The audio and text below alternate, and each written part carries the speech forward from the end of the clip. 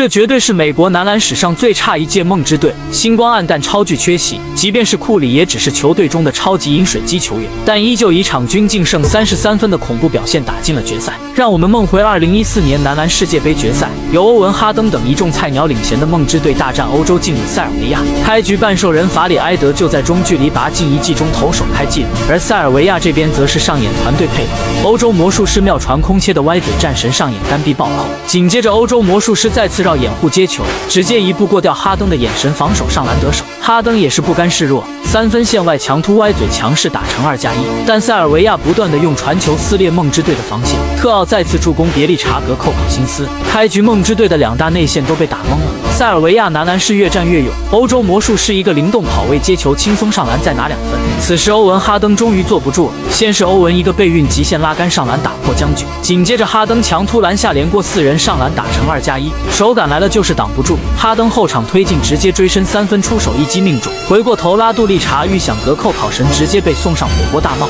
欧文继续开启个人进攻表演，右侧45度张弓搭箭3分空心入网，考神后场再次抢下篮板传给欧文，欧文一条龙上演超级欧洲步上篮再次打进。这还没完，左侧外线3分再飙再进，简直是杀疯了。为了给大家呈现更优质的视频，我最近换了台新设备来剪辑视频，而且没花什么钱，因为我发现转转最近配合国补发放了大额回收补贴，正好我的旧手机一直想卖又懒得处理，就干脆约了转转上门回收。没想到我那台小米14还卖了2600多，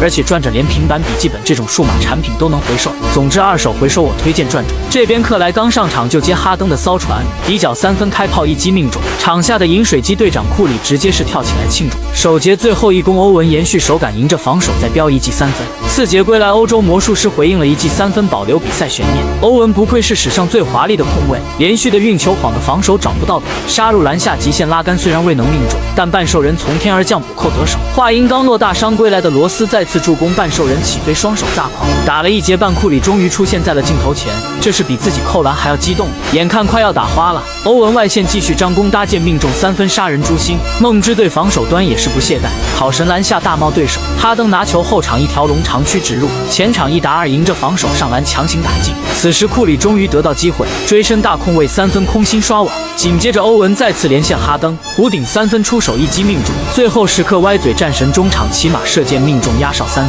梦之队暂时领先26分，结束上半场。